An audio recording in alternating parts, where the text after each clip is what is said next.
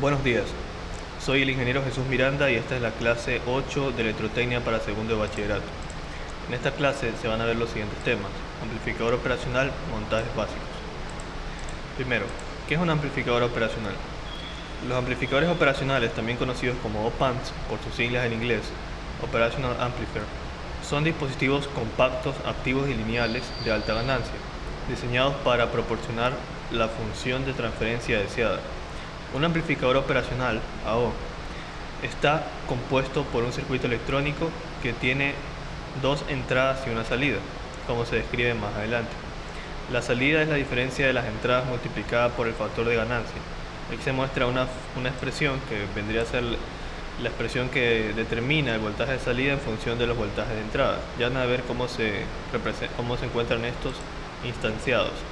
Un amplificador operacional es un amplificador de alta ganancia directamente acoplado que en general se alimenta con fuentes positivas y negativas, lo cual permite que obtenga excursiones tanto por arriba como por abajo de masa o punto de referencia que se considere. Se caracteriza especialmente porque su respuesta en frecuencia, cambio de fase y alta ganancia, que se determina por la realimentación introducida externamente, por su concepción presenta una alta impedancia Z de entrada y muy baja salida. Este es el símbolo. Aquí abajo se encuentra el símbolo de un amplificador operacional. Como se puede observar, este presenta dos entradas, una entrada donde ingresa un voltaje positivo y la otra entrada donde ingresa un voltaje común y corriente también, pero esta es una entrada negada, o sea, va a negar esa entrada, ese voltaje que va a ingresar, para proceder a obtener la diferencia entre los dos. Aquí se muestra B menos menos B más, bueno, B más menos B menos. Entonces, al obtener la diferencia, se multiplica por una ganancia, o sea, un factor multiplicativo, y así se obtiene el voltaje de salida. En este caso está trabajando como un amplificador. Como se muestra, el amplificador operacional debe ser alimentado con un voltaje positivo y negativo. Para eso debe utilizarse una fuente dual. Ya vamos a ver cómo se puede armar una fuente dual sencilla. En la figura se observaron las patillas de alimentación bipolar más BS y menos BS, una entrada no inversora más BS y la entrada inversora menos BS, y una salida que es Bout. Algunos, como el LM386, disponen de una patilla de bypass, o sea, una retroalimentación. El amplificador solo responde a la diferencia de tensión entre las dos terminales de entrada, no a su potencial común. Es decir, la misión del amplificador operacional es amplificar la diferencia de tensión entre las dos señales de entrada respecto de masa. Es decir, el mismo resultado obtendremos aplicando una entrada de 1 milivoltios en más Bin y 1.001 milivoltios en la entrada menos Bin, que aplicando 6 voltios en más Bin y 6.001 voltios en menos Bin, ya que si se observa la diferencia de los dos valores me va a dar siempre lo mismo, ¿sí? Parámetros de los amplificadores operacionales. Aquí vamos a nombrar ciertos parámetros que son importantes comprender para poder trabajar con estos tipos de circuitos integrados. Primero, la impedancia de entrada es la resistencia entre las entradas del amplificador. Impedancia de salida es la resistencia que se observa en la salida del amplificador. Ganancia de lazo abierto indica la ganancia de voltaje en ausencia de la retroalimentación. Tensión en modo común es el valor promedio de tensión aplicada a ambas entradas del amplificador operacional. Tensión de desequilibrio offset de entrada BIO es la diferencia de tensión entre las entradas de un amplificador operacional que hace que su salida sea 0 voltios. Características del OP-Amp, amplificador operacional ideal. Infinita ganancia, o sea, cuando digo amplificador operacional ideal es si estuviéramos en las condiciones ideales, vendría a ser esto, aunque en la vida real no es tan cercano a esto. Infinita ganancia de lazo abierto, infinita resistencia de entrada, corriente de entrada 0, tensión de desequilibrio de entrada 0, infinito rango de tensión disponible en la salida, infinito ancho de banda con desplazamiento de fase 0, rapidez de variación de tensión infinita, resistencia de salida 0, ruido 0, infinito rechazo al modo común.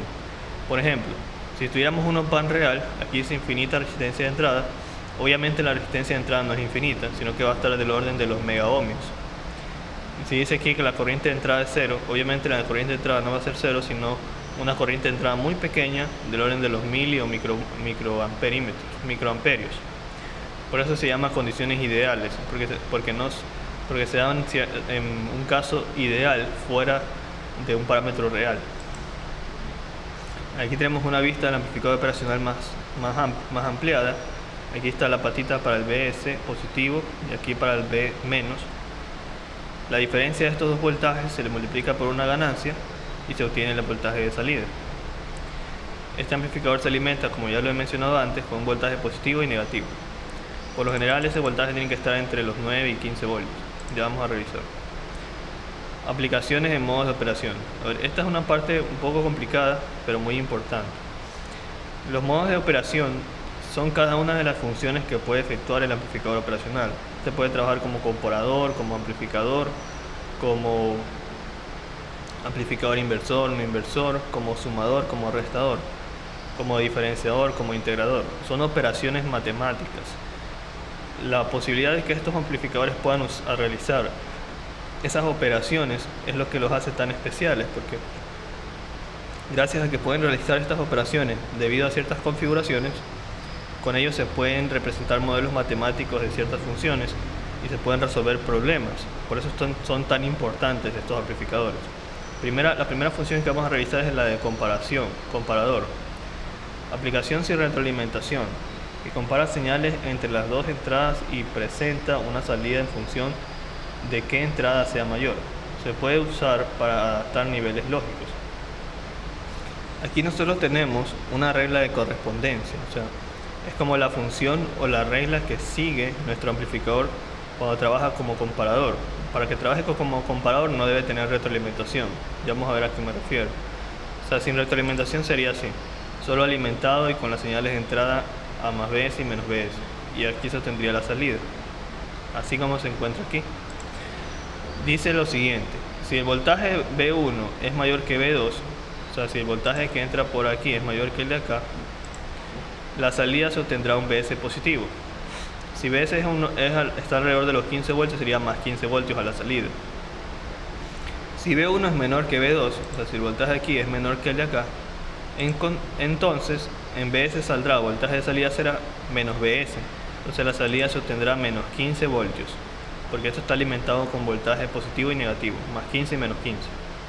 Así trabaja como comparador. Puede determinar que, dependiendo de cuál voltaje sea mayor o menor, va a tener una señal de salida. Entonces ahí está comparando dos señales de entrada. Una aplicación simple pero útil es la de proporcionar un sistema de control on-off. ¿Qué es un sistema de control on-off? Un sistema de encendido y apagado. Ya que si yo aquí a la salida le coloco un transistor, por ejemplo, que se activa con voltaje positivo en la base, yo podría estar encendiendo y apagando una carga, como un motor, un foco, dependiendo de las voltajes de entrada, ¿sí? Por ejemplo, el control de temperatura, cuya entrada no inversora se conecta a un termistor, sensor de temperatura, y en la entrada inversora de un divisor resistivo con un preset, resistencia variable, para ajustar el valor de tensión de referencia. Cuando en la pata no inversora exista una tensión mayor a la tensión de referencia, la salida activará alguna señalización o actuador. Otro modo de operación del op-amp es el seguidor de voltaje o tensión. Es esta configuración. Es decir, cogen el amplificador operacional y le hacen esta retroalimentación de la patita del menos a la salida, y por la patita del más entrará el voltaje de entrada. ¿Qué función tiene esta representación? El voltaje que yo ingrese a la entrada se va a presentar en la salida, ¿sí? ¿Para qué sirve? Para acoplar impedancias entre dos etapas distintas. Esa es una de las funciones. Por ejemplo, digamos que aquí tengo una etapa para un sensor, para acá tengo una etapa de control para un control PID, por así decirlo. Puede que, como la etapa del sensor es más delicada, su impedancia equivalente es distinta a la impedancia equivalente de mi circuito de control. Entonces, yo no puedo pasar de una etapa a otra directamente, porque ese desequilibrio de impedancias puede hacer que se afecte o se vea afectado el funcionamiento de esta etapa o la etapa de acá. Para evitar ese problema se utiliza esto, un seguidor de tensión. Lo coloco como interfaz entre una etapa y la otra y me acopla las impedancias, de tal manera que el voltaje que yo ingrese del sensor se va a ver reflejado en el pin de salida del amplificador operacional, sin importar qué impedancias hayan acá involucradas. Esa es la función, un ejemplo, por ejemplo, de cómo se utilizaría. Dice, vamos a leer un poco, dice, es aquel circuito que proporciona a la salida la misma tensión que en la entrada. Presenta la ventaja de que la impedancia de entrada es elevada, la de salida prácticamente nula, y es útil como un buffer para eliminar efectos de carga o para adaptar impedancias, conectar un dispositivo con gran impedancia a otro con baja impedancia y viceversa, y realizar mediciones de tensión de un sensor con una intensidad muy pequeña que no afecte sensiblemente a la medición. Amplificador no inversor. Como su propio nombre lo dice, amplifica la señal de entrada, pero vamos a ver cómo lo hace. Amplificador no inversor. En el modo amplificador no inversor, la tensión de salida varía con la misma polaridad que la tensión de entrada. La ecuación de ganancia para esta configuración es: el voltaje de salida es igual a la ganancia multiplicado por B más menos B menos. Sin embargo, en este circuito, B menos es una función de B out, debido a la red alimentación negativa a través de la red constituida por R1 y R2, donde R1 y R2 forman un divisor de tensión. Y como B menos es una entrada de alta impedancia, no hay efecto de carga. Topología. Aquí se muestra la topología de nuestro pequeño amplificador operacional configurado en amplificador no inversor. Tenemos dos resistencias, una retroalimentación y una que se aterriza de esta manera. Dense cuenta de esto. Mi voltaje de salida va a estar determinado por el voltaje de entrada multiplicado por esto que vendría a ser la ganancia, 1 más R2 sobre R1. Quiere decir que si yo quisiera poder determinar, por ejemplo, cuánto quiero que se incremente mi voltaje de entrada, yo podría asignar a R1 un valor fijo y despejar R2 para saber cuánto necesito que mida. Con ese valor ir a comprar a la electrónica, la instalo y tendría mi amplificador operacional con la ganancia que yo necesito que tenga. ¿Sí? Amplificador inversor. Este se llama inversor porque el voltaje de entrada ingresa por el pin negativo, B menos, de tal manera que se va a invertir. En cambio la acá ingresada por B más, no se invertía. Amplificador inversor. En el modo amplificador inversor, la tensión de salida varía con polaridad opuesta a la tensión de entrada. Y tendremos esta expresión o como función de transferencia. Mi voltaje de salida es igual a la ganancia por B más menos B menos. Pero esta ganancia va a ser igual a la resistencia de retroalimentación dividido para la resistencia de entrada. Lo mismo, yo puedo definir, por ejemplo, un voltaje de entrada que yo quiero amplificar. Le pongo una resistencia de RF, no sé, de 100 ohmios, por ejemplo. Y yo quiero que el voltaje se incremente, por ejemplo, si ingreso 3 voltios, que se incremente a 9 voltios. Entonces, como yo pongo todos los valores en la ecuación, me faltaría despejar ¿qué cosa? Rin. Si yo asumo que RF vale 100, despejo Rin, y de esa forma yo puedo dimensionar mi amplificador operacional para que amplifique lo que yo quiero. Entonces yo ahí estoy determinando la ganancia a partir de los valores de la resistencia, y eso ya vendría a ser una habilidad de poder diseñar ciertos circuitos, ¿no? Sumador inversor. Amplificación en la cual la salida es la polaridad opuesta a la suma de las señales de entrada. Es decir, ¿para qué sirve esto? Voy a sumar todas las señales de entrada, por aquí van a entrar las señales de entrada, las suma y las invierte. Para eso sirve. Las suma y las invierte. Aquí se ve B1 sobre R1 más B2 sobre R2 más Bn sobre Rn. Estas son las resistencias. Entonces yo tendré la suma de todas las señales e invertidas en la salida. Restador inversor. Para resistencias independientes R1, R2, R3 y R4, la salida se expresa como voltaje de salida es igual a V2, 3 más R1 por R4 sobre R4 más R2 por R1 menos V1 por R3 sobre R1. La impedancia diferencial entre las dos entradas es R1 más R2 más Rin, donde Rin representa la resistencia de entrada diferencial del amplificador, ignorando las resistencias de entrada del amplificador de modo común. Este tipo de configuración tiene una resistencia de entrada baja en comparación con otro tipo de restadores, como el amplificador de instrumentación. Esta es la topología para el restador.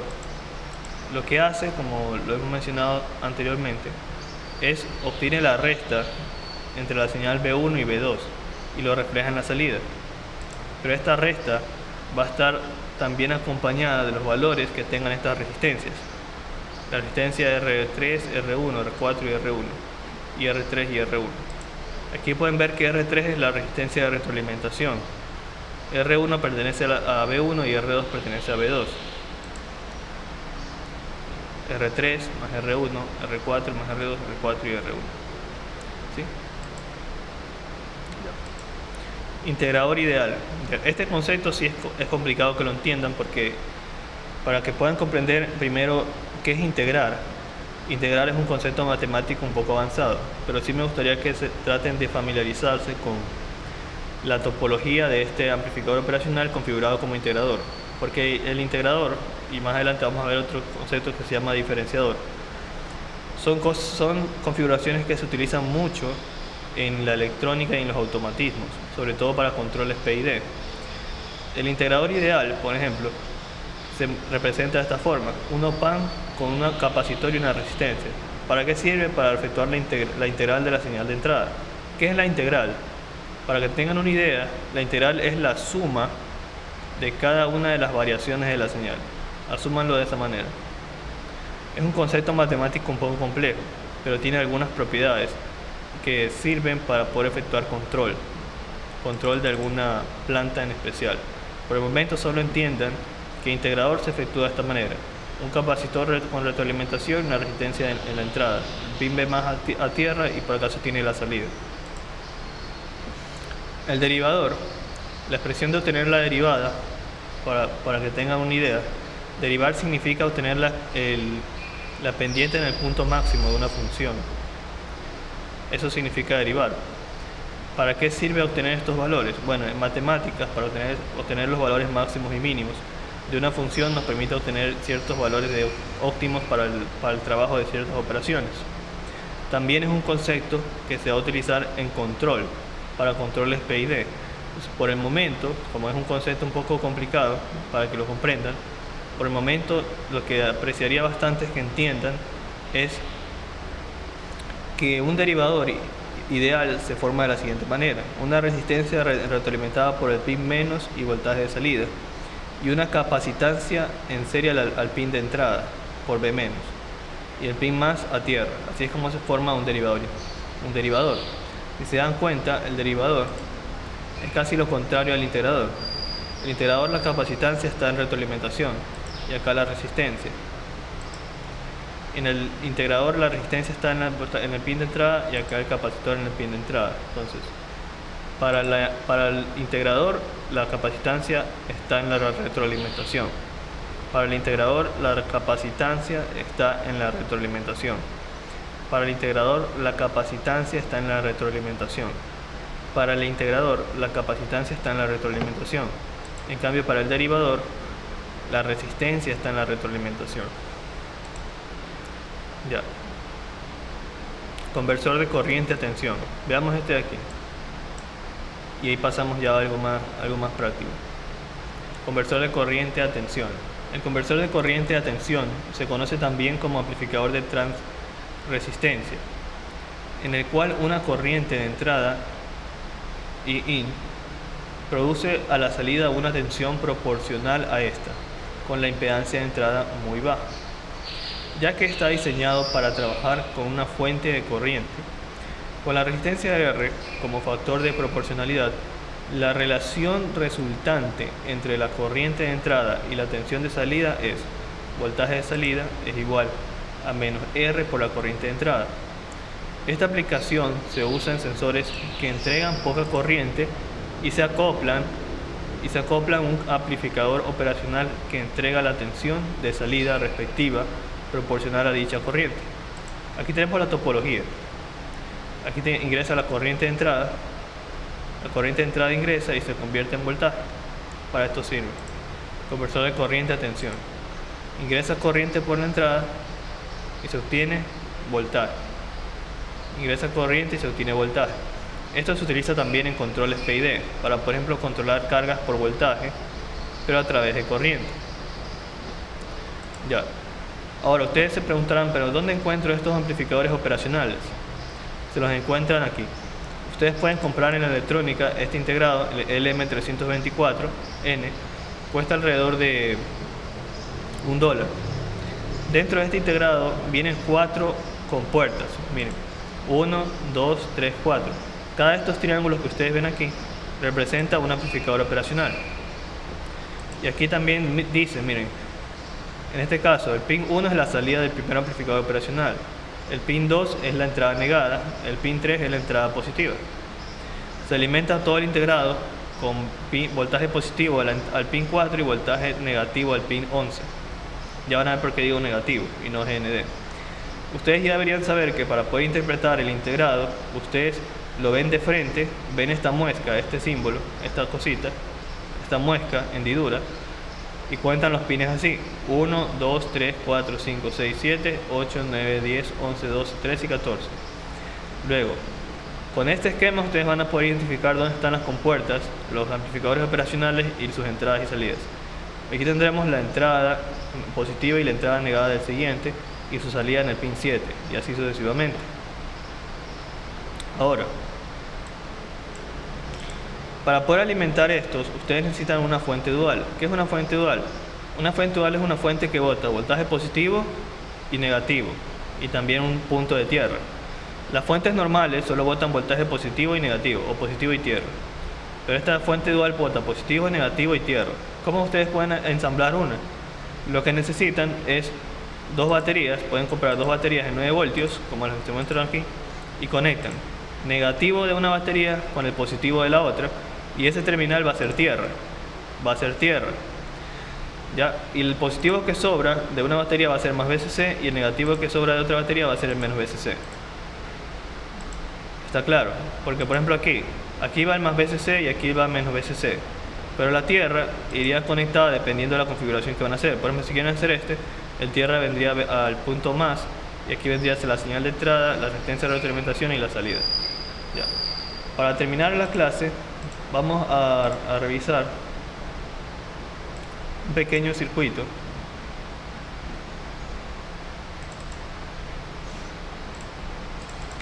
Un pequeño circuito donde se utilizan estos amplificadores operacionales, para que ustedes vean cuál es la necesidad de aprender estas compuertas, estos integrados, y puedan darse una idea de las múltiples aplicaciones que pueden tener, sobre todo en la parte de control. Ya miren, esto de aquí, esto que se encuentra aquí, es el control de un motor, pero es el control de la velocidad. Yo voy a controlar la velocidad de este motor con un control PID. Todo este circuito se llama control PID. Este control PID se efectúa o está formado a partir de muchas compuertas op-amps o amplificadores operacionales. Este aquí es un seguidor, este es otro seguidor. Acopla impedancias entre este potenciómetro y la entrada, Este es otro seguidor. Este de aquí es un amplificador operacional inversor, porque la señal está entrando por el pin menos, que trabaja como amplificador proporcional. Este de acá, como tiene una capacitancia de retroalimentación, es un integrador. Y este de acá, como tiene una resistencia de retroalimentación y una capacitancia en entrada, es un derivador. ¿Ven? Entonces aquí tenemos un control PID, proporcional, integral y derivativo. Tenemos 3 OPAC que tienen esas funciones. Acá tenemos un sumador, y acá tenemos un conversor de corriente a voltaje para el control del motor por voltaje. Ya, no vamos a profundizar mucho en esto, porque ya en el futuro tendremos una clase solo para control PID, porque es algo bien complicado. Pero para que ustedes tengan una idea, vamos a correrlo. Una idea de por qué es tan importante saber al respecto de esto, ¿no? Ya ustedes ven que el motor empieza a girar, ¿verdad? Si yo manipulo los valores de los potenciómetros, podré tener un control de la velocidad. Déjenme ver si bajando este potenciómetro, lo voy bajando.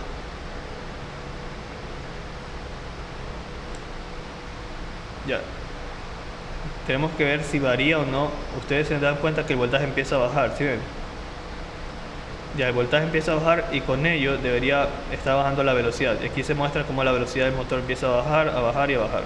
Entonces la velocidad del motor bajó, ¿sí? Entonces ahora yo voy a incrementar otra vez la velocidad subiendo este potenciómetro. Lo voy a subir.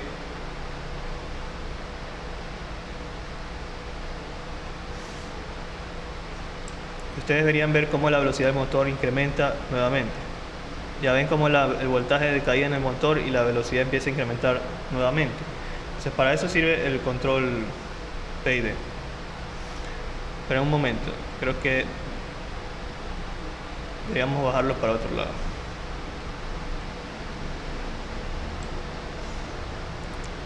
El control PID es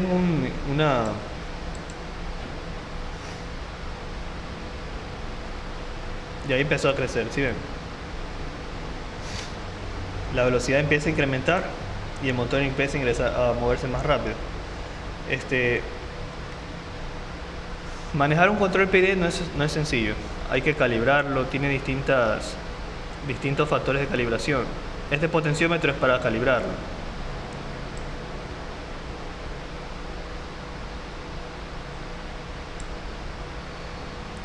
Este otro potenciómetro también es para calibrar, en este caso, la acción de este integrador. El potenciómetro acá es para calibrar la acción de la parte derivativa. Y este aquí es para calibrar la parte proporcional, que en parte regula también la velocidad del motor. Entonces, poder manejar un control PID no es muy sencillo.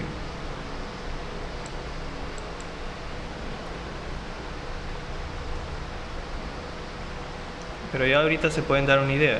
Un control PID, por ejemplo, en este caso me está ayudando a tener el control de la velocidad de un motor. Ustedes podrían también tener el control de la intensidad y la iluminación de un foco, el control de una carga térmica, por ejemplo, la temperatura de una carga térmica, el control de cualquier instrumento. Siempre que la carga trabaje con voltaje continuo, como en este caso, ustedes lo pueden controlar. Ahora, si trabaja con corriente alterna, hay otras etapas que pueden permitir el acople entre un control PID y la carga alterna. Pero bueno, eso vendría a ser todo por la clase de hoy. Espero que haya estado bastante claro. Acá está la fuente dual, miren. Usé dos fuentes de 10 voltios conectadas en la configuración que les mostré para alimentar con más VCC, menos VCC y tierra. Por ejemplo, este de aquí, un ejemplo de lo que les digo, es este aquí. Este de aquí utiliza menos VCC en el pin 8, más VCC en el pin 4 y tierra en el pin 3. Claro que la configuración depende del integrado. Este aquí es el 1458, no es el M324. ¿Ya? Para eso se tienen que leer las fichas técnicas. Ya en este caso, este de aquí. Y por eso, este trabaja con una fuente dual, menos VCC, más VCC y tierra. Por eso necesito armar la fuente dual de esta manera. Ya eso sería todo por la clase de hoy. Muchas gracias.